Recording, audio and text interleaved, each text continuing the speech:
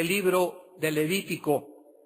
Nos encontramos en la cuarta ofrenda, que es la ofrenda por el pecado, el cual va a ser el tema en esta mañana. En el capítulo 4 de Levítico, vamos nosotros a encontrar la cuarta ofrenda, que es la ofrenda por el pecado. La primera ofrenda fue el holocausto, donde vimos que Jesucristo se ofrece a sí mismo al Padre. El Padre le acepta, por lo cual el Hijo está clasificado, está calificado por el Padre para ser el Mesías, para ser nuestro Salvador y nuestro Redentor y ofrecer por todos nosotros su sangre para que a todas aquellas personas que crean en Él, en esta sangre derramada, tengan el perdón de pecados y la vida eterna. La segunda ofrenda que vimos fue la ofrenda de la comida. Y en esta ofrenda nos damos cuenta que Cristo, una vez que muere por nosotros en la cruz, Él es ahora nuestro sostén, nuestro alimento espiritual. Él es el que va toda la vida cristiana a poder ayudarnos, levantarnos, pero necesitamos comerle todos los días. Esto es a lo que Él se refería en Juan 6, cuando dijo, mi carne es verdadera comida y mi sangre es verdadera bebida. Cuando instituyó en 1 Corintios la Santa Cena representada por el apóstol Pablo, la cual antes de morir la celebró con sus discípulos, Él dijo, comed y beber, porque este es mi cuerpo y mi sangre, que por ustedes es partido, y esta sangre es derramada por causa de vuestros pecados. La sangre del nuevo pacto sellaba el nuevo pacto con nosotros en Cristo. En tercer lugar vimos la ofrenda de paz. Y en esta ofrenda de paz nos damos cuenta que necesitamos mantener un estado emocional, sentimental, de tranquilidad y de paz durante toda nuestra vida. Porque si no tenemos este estado de tranquilidad y de paz en nuestra vida, hay algo que va a bloquear que el Espíritu Santo me pueda dirigir. Va a haber interferencia en el mundo del Espíritu y Dios no va a poder revelarme sus pensamientos ni tampoco darme sus consejos para que yo pueda dirigir a mi esposa, a mis hijos, mi trabajo, la iglesia, etcétera, etcétera. Necesitamos tener paz. Cuando nosotros no tenemos paz y tomamos decisiones no gobernados por esta paz, estamos siendo dirigidos no por el Espíritu Santo, sino por nuestra propia carne. Y la mayor parte de estas decisiones que nosotros tomemos, cuando no somos gobernados por la paz, nos vamos a lamentar por ellas. Vamos a sufrir por ellas, porque la Biblia dice en Colosenses 3 que la paz de Dios gobierne vuestros corazones. Entonces, el estado que Dios quiere que mantengamos durante toda nuestra vida cristiana es un estado de tranquilidad. Y esto es asombroso a la luz de la medicina moderna. Porque ahora los médicos, principalmente los oncólogos, que son los que tratan las enfermedades del cáncer, han llegado a descubrir, como les dije algunos domingos antes, de que el estado emocional del ser humano afecta su sistema inmunológico. Cuando una persona no tiene paz, cuando una persona está estresada, gobernada por la ansiedad, por la preocupación, cuando ya no puedes dormir, cuando ya tienes que recurrir a un tequila o a una copa o a pastillas tranquilizantes, ya son síntomas de alarma muy graves y muy serios. ¿Por qué? Porque dicen los oncólogos y los especialistas en el cáncer que la mayor parte de las personas, ahora con más certeza, lo pueden afirmar. La mayor parte de las personas que se enferman o que sufren de cáncer, no todas, pero la mayoría son personas que no tienen un estado emocional estable.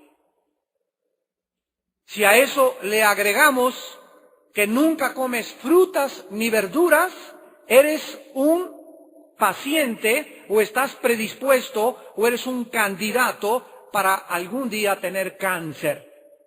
Entonces es increíble que Dios nos diga, mantengan la paz, por nada estén afanosos. No se afanen por vuestra comida, por vuestro vestido, qué han de comer, qué han de beber. Búsquenme, dice el Señor, y yo les doy todas las cosas. Y cuida tu salud, cuida tu vida, cuida lo que comes. Coman mucha fruta, coman muchas verduras. Ya traten de evitar las grasas, traten de evitar las cosas animales, las cosas que tienen y que aumentan el colesterol y que bloquean las arterias. Yo quiero que ustedes tengan salud, dice el Señor, pero nosotros somos responsables de lo que comemos y de lo que nosotros vivimos. Entonces nuestro estado mental y la salud de nuestro cuerpo dependen de nosotros. Ya Dios nos dio su palabra, ya Dios nos dio su espíritu, ya murió en la cruz por nosotros, ahora nosotros debemos de hacer lo que a nosotros nos corresponde. Dios no va a hacer eso por nosotros, nosotros lo tenemos que hacer. En esta ofrenda, en cuarto lugar, que es la ofrenda del pecado, descubrimos otra cosa de la vida cristiana. Ya Cristo murió por mí, el holocausto. Ya estoy teniendo comunión con Él, la ofrenda de comida. Ya estoy manteniendo la paz a través de esa comunión, la ofrenda de paz. Ahora descubrimos en la vida cristiana que aun cuando Él murió por mis pecados y pagó con su sangre y soy santo y he sido aceptado por Él, sigo pecando. ¿Verdad? ¿O serás querubín? Ahora nosotros descubrimos que hay pecados en la vida cristiana que no necesariamente queremos hacer. Y estos son los pecados que se tratan precisamente en la ofrenda por el pecado. Se llaman pecados por yerro.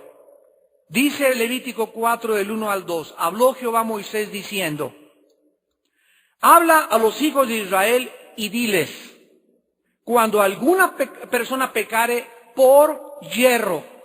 Esta palabra pecar por yerro es la palabra hebrea ata bisagaj. Con H, ata bisagaj. Ata significa pecar, que se tradujo pecar, pero significa fallar el blanco. Fallar el blanco. Isagaj significa equivocarse, salirte del camino por ignorancia o equivocación, descarriarte. Entonces, cuando dice la Biblia que cuando alguna persona pecare por equivocación, por ignorancia sería una mejor traducción. Cuando pecaremos por ignorancia, comienza a describir Dios la forma como debemos de tratar con el pecado. Para que ustedes me entiendan, les voy a dar a ustedes las 3 definiciones que existen del pecado en la Biblia, las 3 más relevantes. La primera, ¿qué es el pecado? Es la condición o el estado espiritual en el cual nacimos. Es un estado en el cual naciste de maldad. Dice el Salmo 51, versículo 5, he aquí en maldad he sido formado. Ya desde que estábamos siendo formados, ahí en el vientre de nuestra madre, dice el versículo 5, estábamos siendo formados en maldad.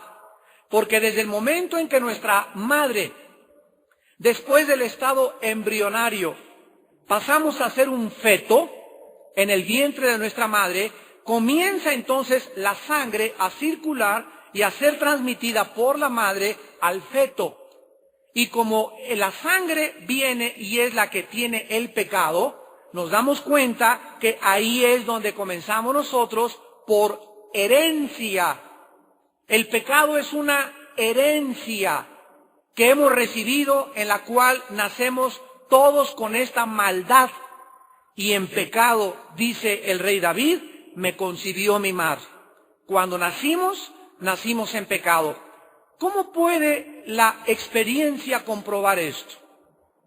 ¿Cómo podemos ahora, 3000 años después, que se escribió este salmo, comprobar a través de la sociología y de la psicología que lo que dice la Biblia es verdad?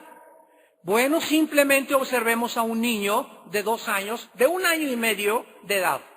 Es el dictador más grande de su casa. A los niños pequeños no les necesitamos enseñar a portarse mal. ¿O sí?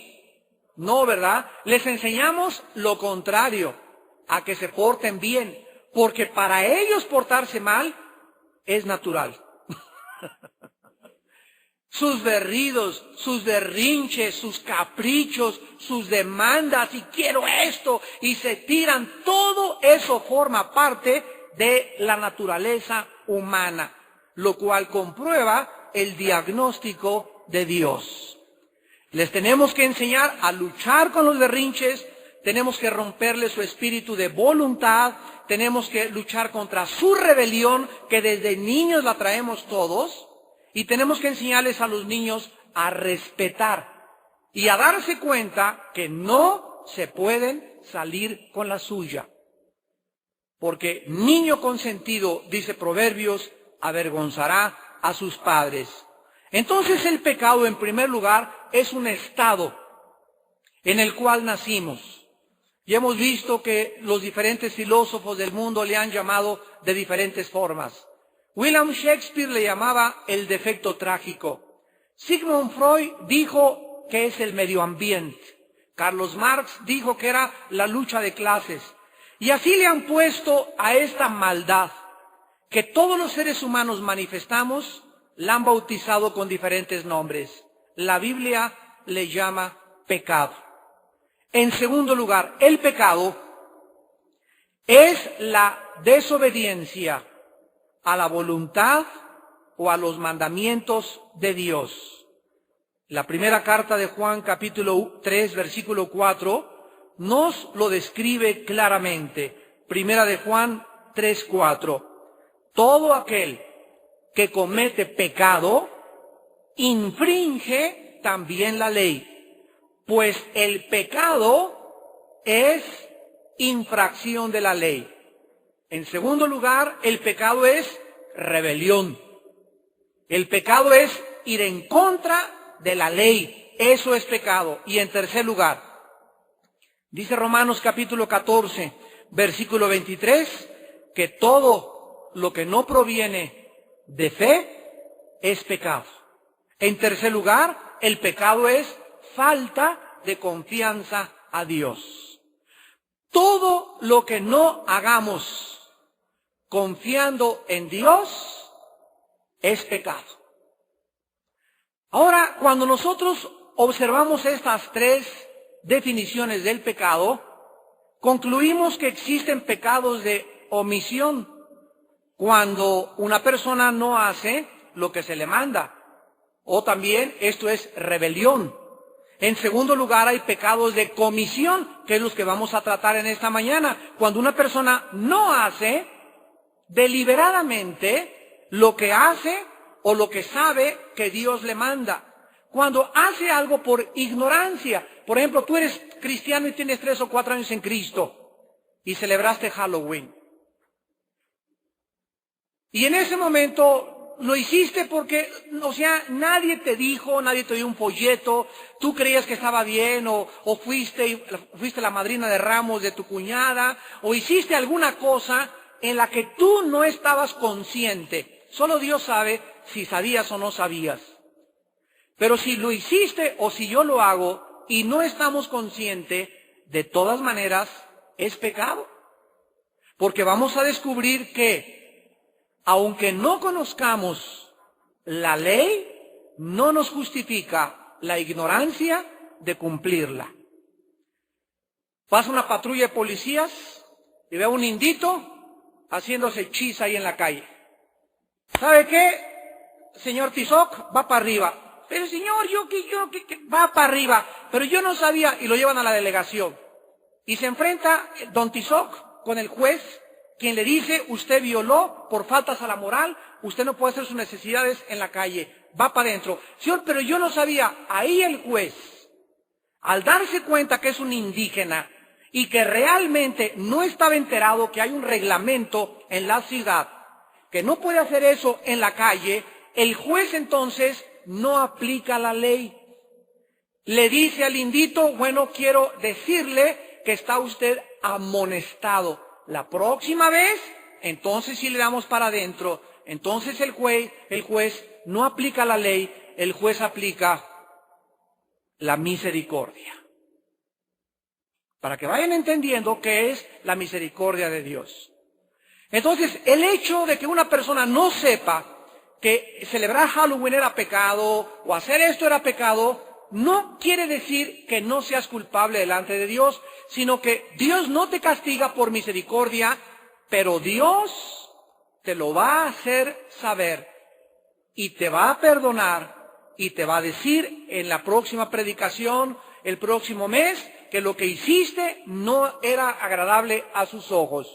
Y por eso no hubo ninguna sanción, pero de ahí en adelante, cuando conocemos lo que es pecado, nos hace 3 veces responsables delante de Dios. Vamos a Levítico capítulo 5 y vamos a ver algunos pecados que son tratados como los pecados de ignorancia o algunos pecados en los que las personas podían caer. Y dice Levítico capítulo 5, versículos del 1 al 4, si alguno pecare por haber sido llamado a testificar y fuere testigo que vio o supo y no lo denunciare, él llevará su pecado. Señores abogados que me escuchan, señores licenciados en derecho que me escuchan, antes que el derecho romano, Dios había establecido los principios de la jurisprudencia en su santa palabra. Aquí la Biblia claramente nos dice, y ustedes desde hoy son culpables, mejor no hubieran ni venido a la conferencia, que si nosotros vemos algo, si nosotros testificamos de algo que es malo y nosotros no lo denunciamos, nos hacemos cómplices de eso que tú viste y que no lo denunciaste. Si tú ves aquí a alguien en la iglesia robando y no lo denuncias, tú eres culpable y cómplice de ese robo ante los ojos de Dios. Si tú oyes que alguien habló mal de un hermano o de un líder y tú no vas con el líder y le dices, hubo este comentario en contra suya, tú eres culpable y te haces cómplice de ese chisme. Si tú ves que alguien mata en la calle a alguien o ves que un carro atropella a alguien y tú no tomas el número de la placa y no vas a una delegación y lo denuncias, eres culpable y cómplice de ese accidente.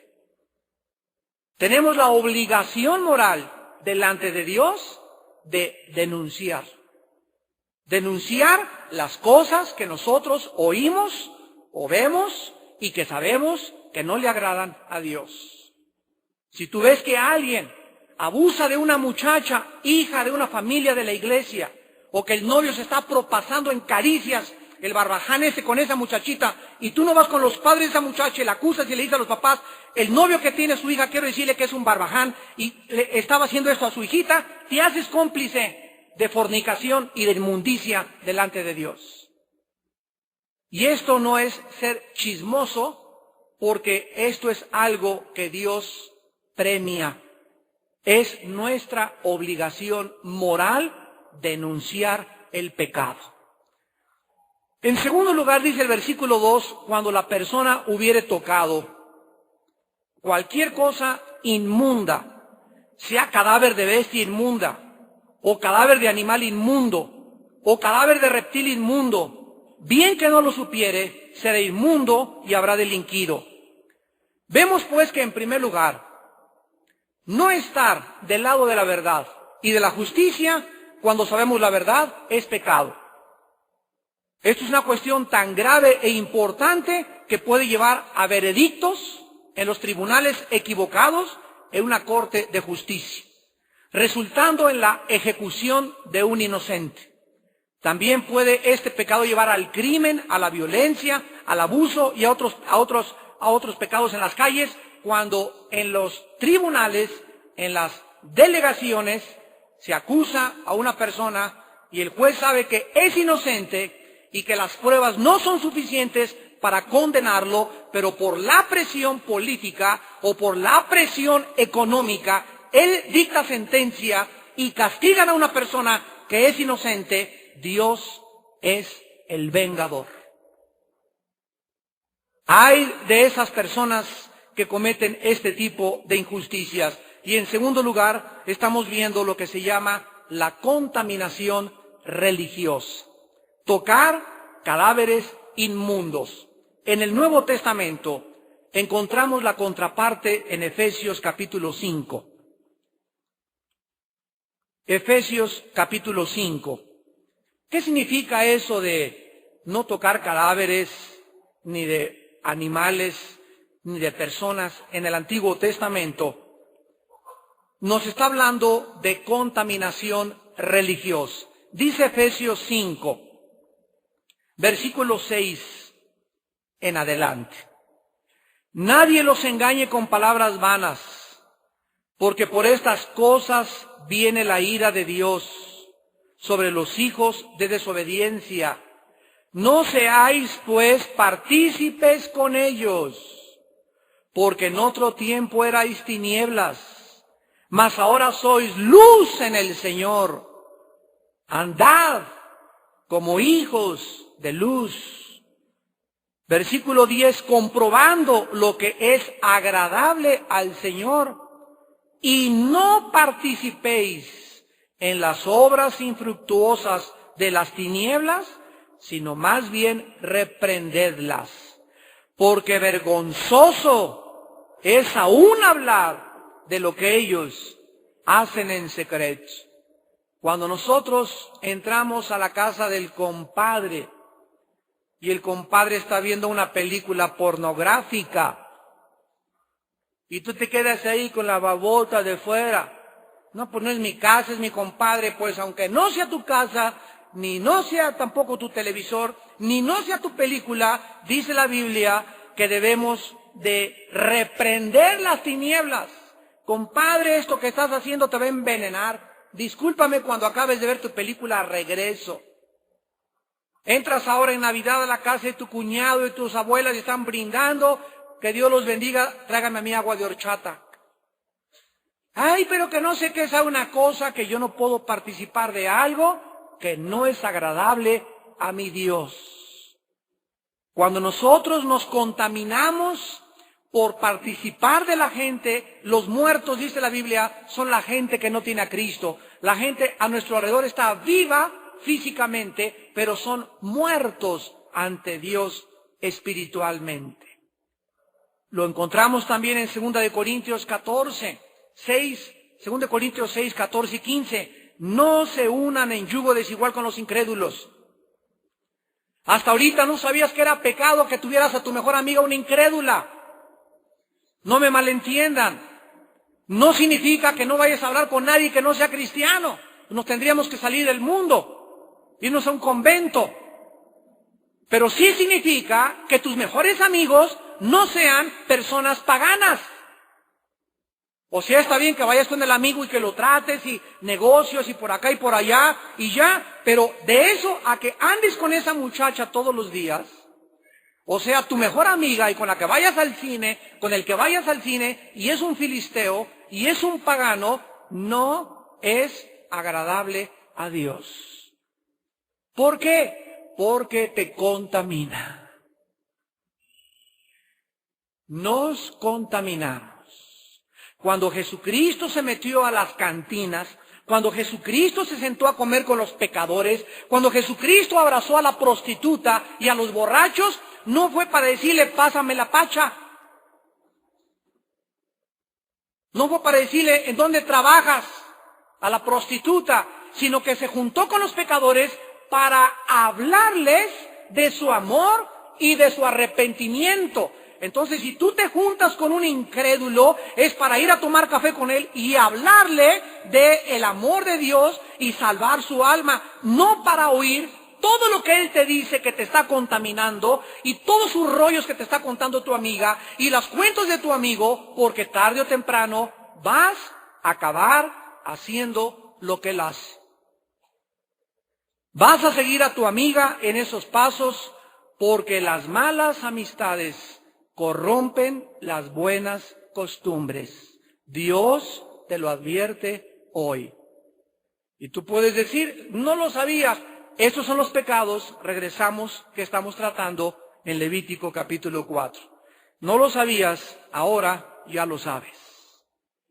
Y así cada vez que venimos a oír la Biblia, somos más conscientes y más conscientes de lo que no le agrada a Dios.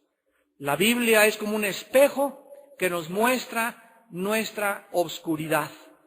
Y las cosas que yo no sabía o que no me imaginaba que a Dios no le puedan gustar, son pecados de omisión. Y Dios nos quiere perdonar si nosotros, una vez que sabemos que es pecado, le pedimos perdón.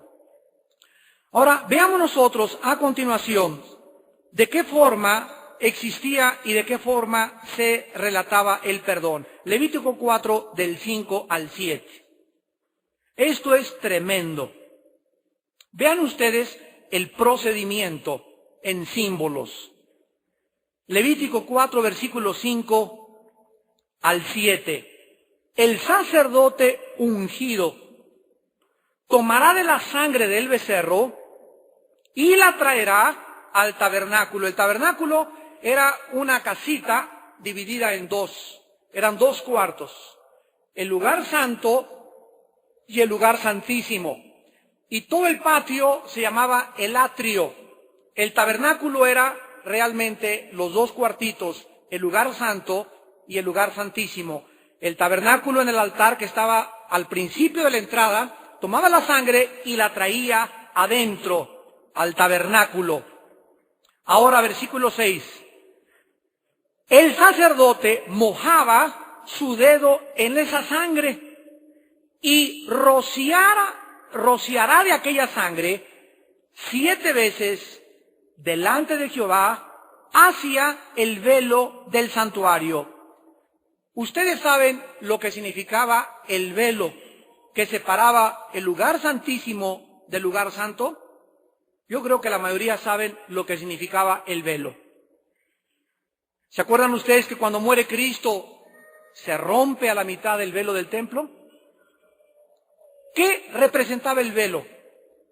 Representaba el cuerpo de Cristo. Representaba la carne de Cristo.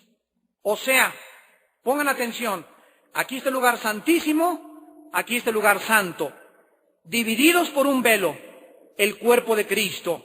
Cuando Cristo murió en la cruz del Calvario, el velo se rasgó de arriba abajo, denotando que Dios lo rompía, no el hombre. Y en ese momento, cuando el velo se rasga, ahora el hombre tiene acceso a pasar al lugar santísimo sin nada en medio que se lo impida. El cuerpo de Cristo, cuando fue hecho pedazos en la cruz, cuando fue roto el cuerpo de Cristo, abrió el camino al lugar santísimo. Y ahora ya no necesitamos llegar al lugar santísimo a través de un sacerdote, a través de un intermediario, a través de un mediador. Dice Hebreos, vayamos rápidamente al libro de los Hebreos capítulo 10, esto es precioso. Hebreos capítulo 10.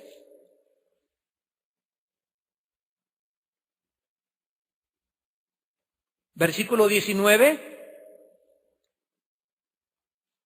¿Los espero? Hebreos 10, 19.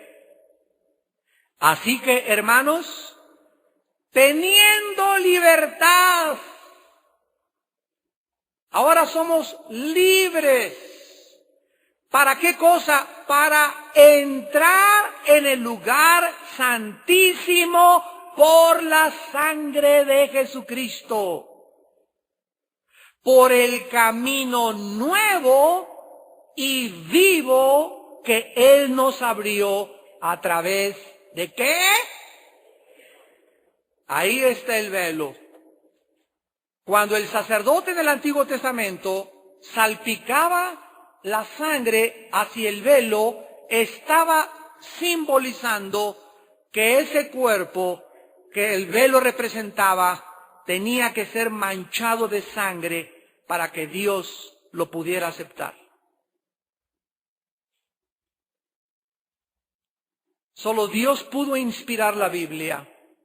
Solo Dios nos puede dar estas joyas preciosas de teología del Antiguo Testamento. Solo Dios puede hacer esta armonía sobrenatural entre el Antiguo y el Nuevo Testamento. Hebreos explica la mayor parte del libro de Levítico.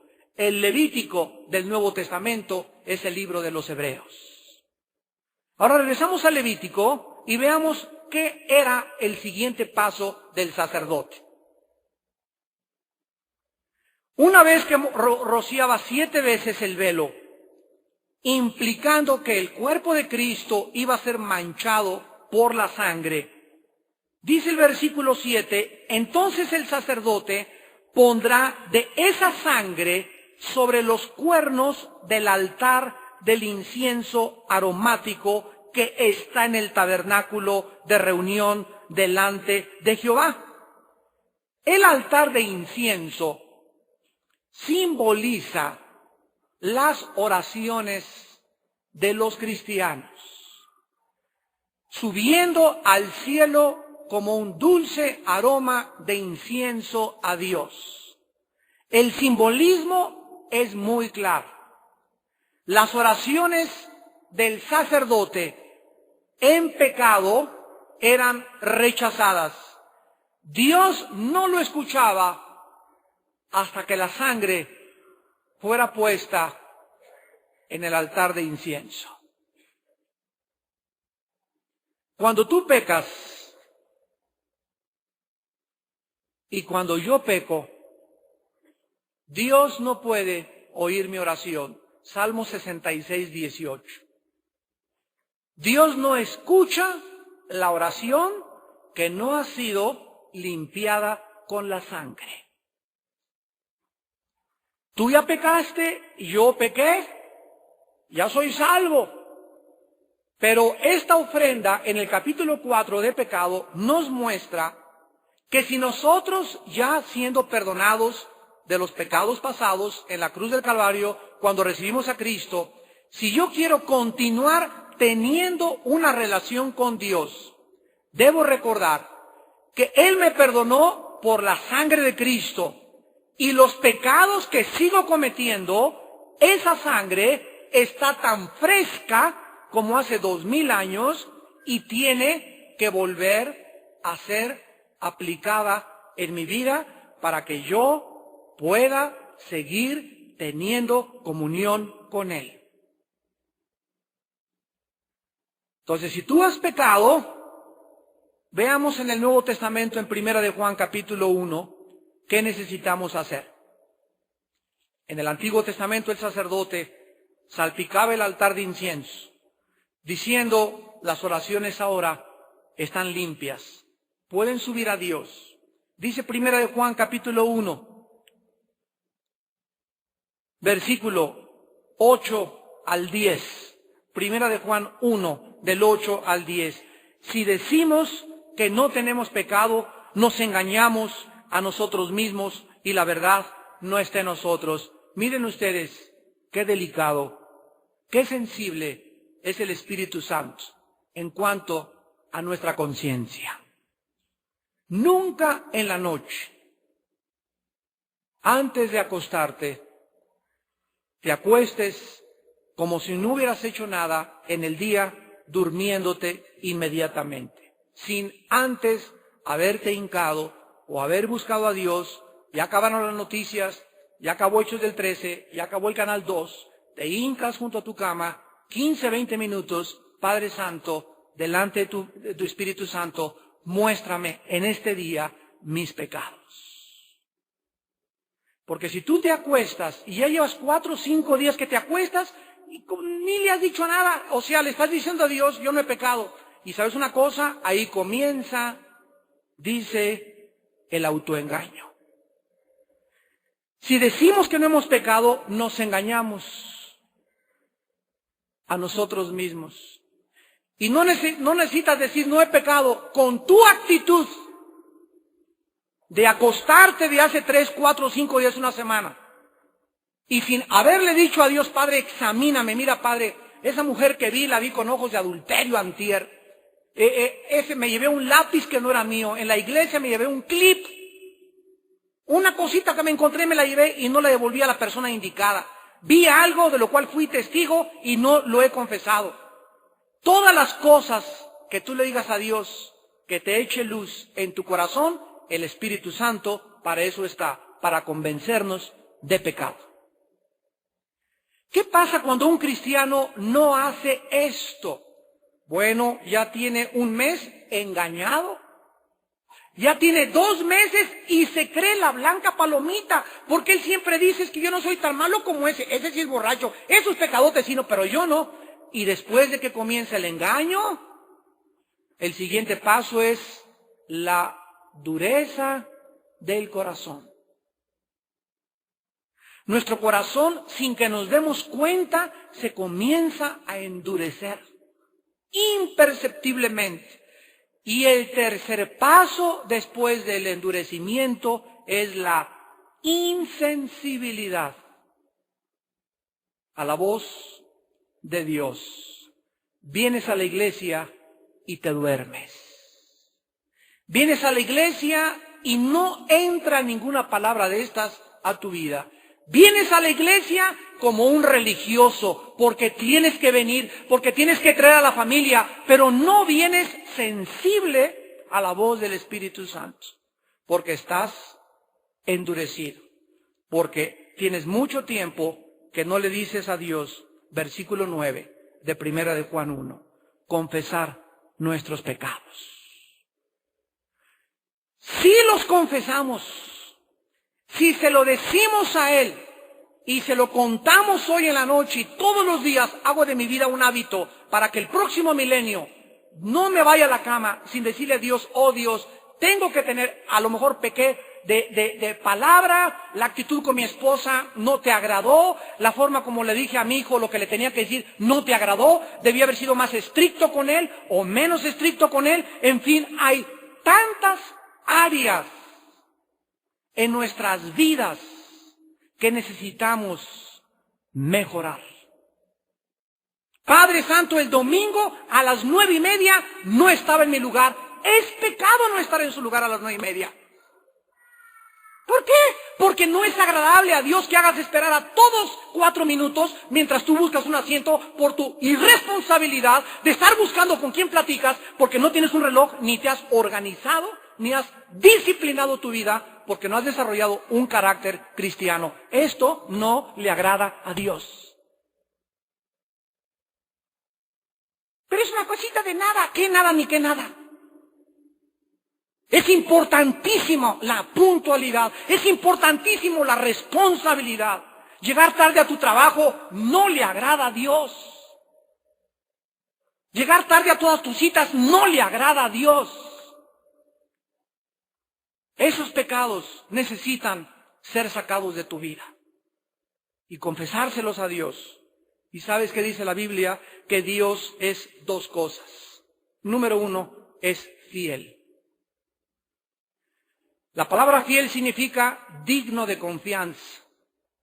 ¿A qué cosa es fiel a Dios? A que cuando te invitó a venir a la cruz y me invitó a mí, hicimos un pacto, Dios y yo, que se llama el pacto de sangre. Cristo lo selló con su sangre y ahora yo estoy y tú estás en las cláusulas de ese pacto. Y ese pacto dice, hijo mío, ahora cuando pecas, dímelo y yo soy fiel a mi contrato, al pacto que hice contigo. Y en segundo lugar, soy justo. No te voy a perdonar porque vienes a chillar. No te vengo a perdonar porque, Señor, Dios no se mueve por nuestros sentimientos, ni, sí, puedes chillar lo que quieras, puedes ayunar 6 meses si quieres. A Dios no lo mueve nada más que la fe. Hebreos 11:6. Sin fe, hazle como quieras. Primera de Armando 2:1.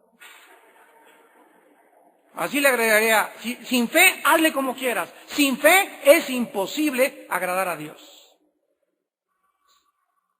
No hay manera de que te voy a regalar mi casa, Señor. No hay nada que podamos hacer a Dios más que confiar en lo que Él dice. ¿Qué es fe? Diario, confesar nuestros pecados. ¿Por qué? Porque estoy demostrando que si Él lo dice, tengo que confiar en que Él es digno de mi confianza y lo hago. Si no hay obediencia, no hay fe. La fe sin obras es muerta. Y Dios nos limpia de todos nuestros pecados. Y regresamos al Levítico finalmente y encontramos el tercer paso del sacerdote. El primero, la sangre hacia el velo, implicando y hablándonos de la muerte de Cristo, llevando en su sangre nuestros pecados, derramando su sangre para pagar por nuestros pecados. En segundo lugar, la ponía sobre el altar. Si yo quiero que Dios en esta mañana, Señor, sana a mi hijito, Señor, te pido por mi esposo, te pido que encuentre trabajo, te pido que ya no deba dinero, te pido que salgamos de esta pobreza en la que estamos, antes, límpiense, dice el Señor. Límpiense. Los que llevan mis instrumentos. Yo soy un Dios santo. Yo no puedo ver tus pecados. No te me acerques así. El Señor dice, haré que los cielos se vuelvan de bronce y no responderé a tus oraciones hasta que yo vea la sangre. Hasta que yo vea la sangre sobre el propiciatorio, hasta que yo vea la sangre cubriendo tu vida por tus pecados. Es esa sangre la que me hace contestar tus oraciones, no porque tú seas bueno, no porque lo merezcas, no porque me chilles, no por tus ayunos, sino por la sangre. Por eso tenía que ser aplicada en el altar de incienso. Dios tiene que ver la sangre cubriéndome. Antes de que venga, Señor, la sangre primero. No viene Dios, ay, pobrecito, esa viuda. Dios no se mueve por compasión como nosotros. Le voy a decir a esa señora porque está muriendo sus guarachitos. Ay, ya lo abandonó su esposo, él abandonó sus hijos.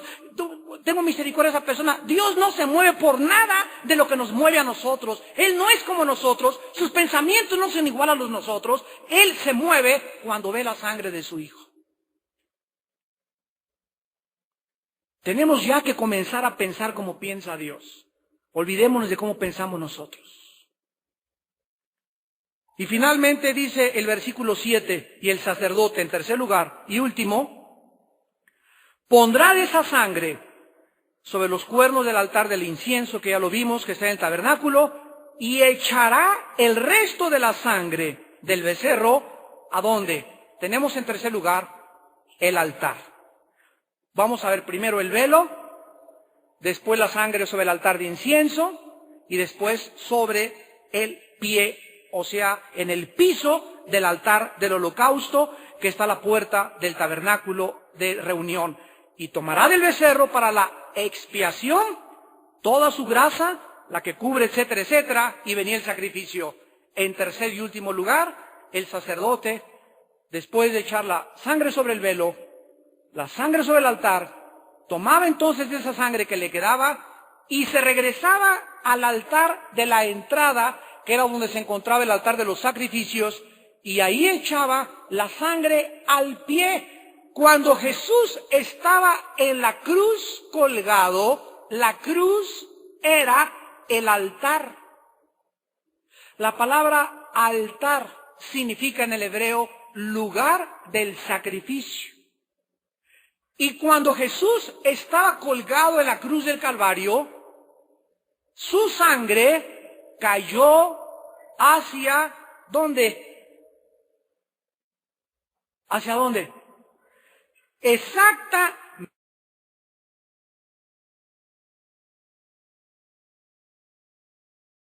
Sangre en el altar, ¿de qué nos hablaba? En tercer lugar, nos hablaba que esa sangre derramada aplacaba y satisfacía la santa justicia y la ira de Dios contra los pecados del pueblo en el Antiguo Testamento.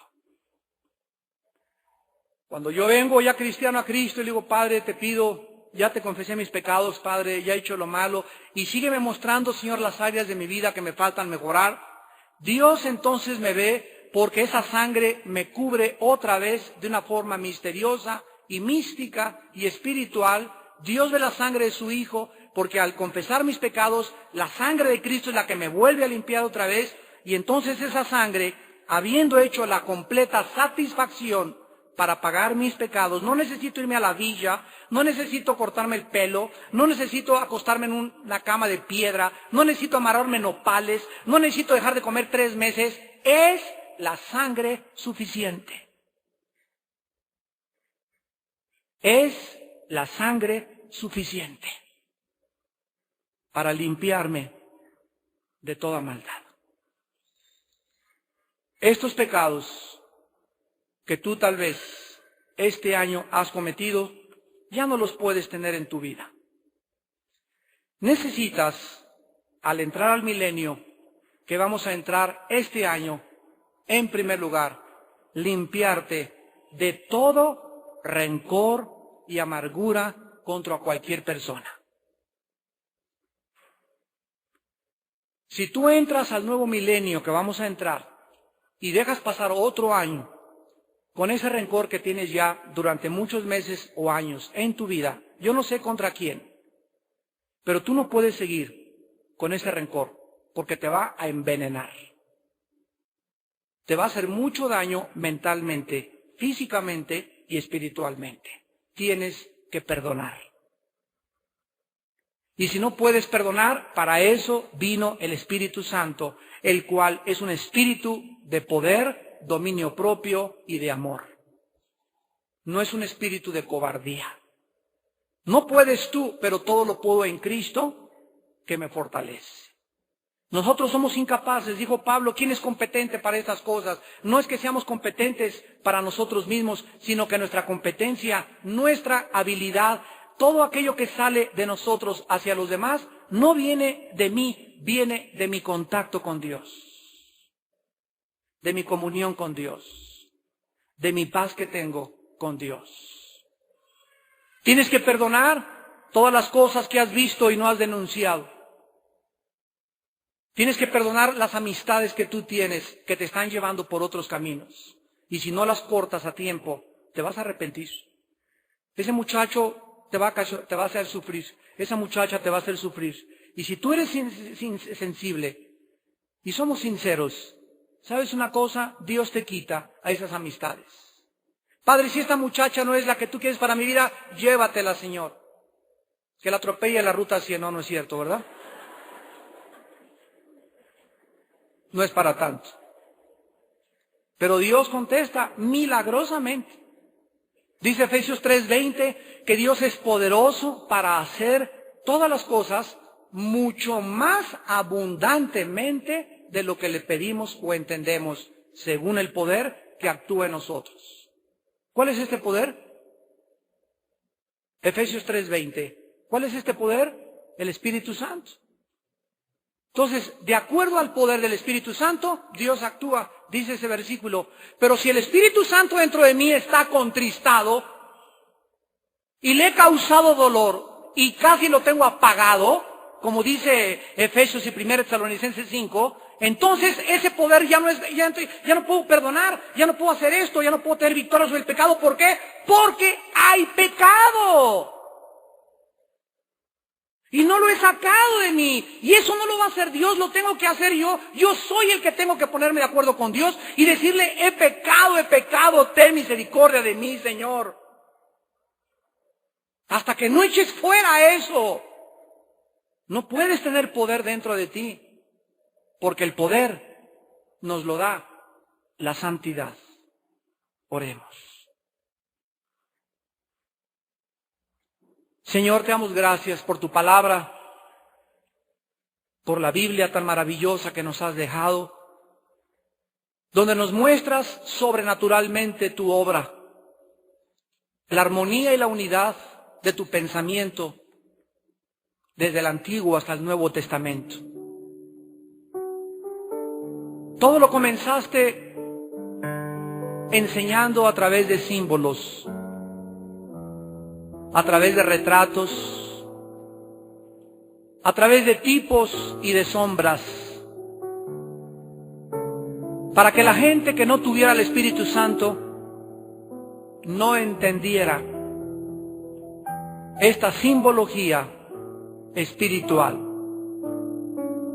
Pero ahora que nos has dado a tu Espíritu, es tu Espíritu el que nos enseña todas las cosas.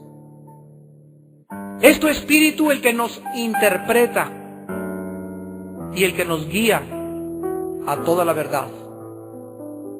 Gracias por tu palabra, Señor. Es un banquete tu palabra. Nuestra alma tiene sed, Señor. Las iglesias deben ser llamadas las casas del pan. Debemos de tener siempre pan fresco para alimentar a las ovejas que el Señor ganó con su propia sangre. Gracias por este pan que eres tú, Jesús, que has alimentado y llenado nuestra vida espiritual contigo, con tu presencia. Porque buscamos sobre todas las cosas de esta vida tu presencia. Señor, haznos sensibles cada día y cada mes y cada año que pasa a la voz de tu Espíritu. Señor, haznos sensibles al pecado. No dejes que nos endurezcamos, Señor. Saca de nosotros esta insensibilidad y esta dureza para que seamos como tu Hijo Jesús, misericordiosos, perdonadores, vestidos de humildad y de santidad. Lávanos más y más con tu sangre, Señor, purifícanos como al hisopo, para que podamos estar delante de ti sin tener nada de qué avergonzarnos. En esta mañana hay muchas personas que no tienen a Jesucristo ni la limpieza de la sangre de Jesucristo. Y en esta mañana Dios te llama a que te arrepientas de tus pecados, a que recibas a Jesucristo en tu vida como tu Señor y tu Salvador, y vengas a la cruz. Y esa sangre preciosa que Él derramó tiene el poder de lavarte, de perdonarte, de transformar tu vida interior, de hacerte una nueva criatura. Y de ese corazón de piedra que tenías, Dios te dará un corazón de carne. Y ahora serás una persona que llores constantemente y que sientas ternura en tu corazón, porque ahora tendrás el corazón de Dios. Ven a Cristo en esta mañana. No dejes que tu corazón se endurezca más. No celebres esta Navidad sin haber recibido el perdón de tus pecados. Las personas que esta mañana quieran por primera vez invitar a Cristo a su vida, dile estas palabras ahí desde tu lugar. Señor mío y Dios mío, en esta mañana estoy consciente que he pecado, que soy pecador y que como tal merezco tu juicio y tu castigo eterno.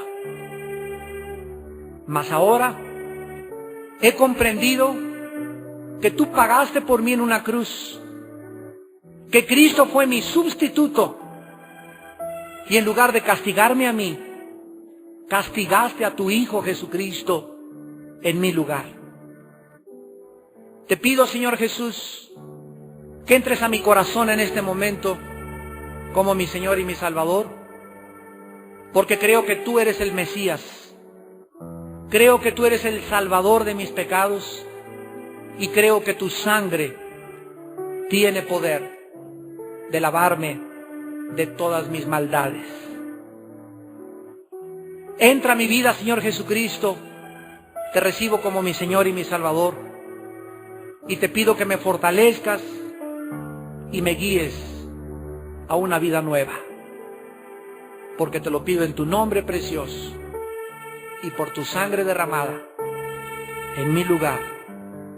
Amén.